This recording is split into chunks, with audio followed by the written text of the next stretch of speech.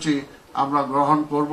সেই কর্মসূচির মধ্য দিয়ে ঢাকা শহর অতীতে কি ছিল, আগে কি ছিল, বর্তমানে কি আছে, সামনের দিকে কোথায় যাওয়া উচিত সেটাকে আমরা তুলে ধরব।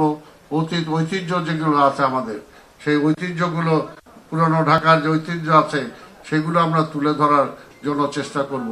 এই ব্যাপারে আমরা আপনাদের সবার সহযোগিতা চাই।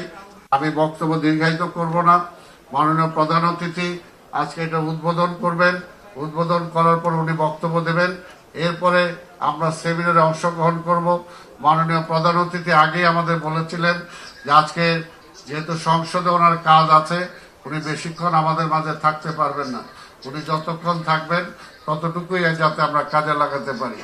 আমি পরিশেষে আবার আপনাদের সবাইকে ধন্যবাদ জানাই এবং এই দক্ষিণের জানালা খুলে দেওয়ার জন্য আমাকে যারা যারা সাহায্য করেছেন, আজকে ডাক্তার তুষার সহ আরো যারা এই কর্মের সাথে সম্পৃক্ত, সাংবাদিক যারা আছেন, আমার সিটি কর্পোরেশনের প্রধান নির্বাহী কর্মকর্তা সহ অন্যান্য যারা আছেন, আমি সবাইকে ধন্যবাদ জানাই।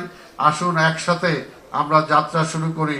ইনশাআল্লাহ দক্ষিণের জানালা খুলবে এবং দক্ষিণের জানালা মুক্ত বায়ু আমরা গ্রহণ করব।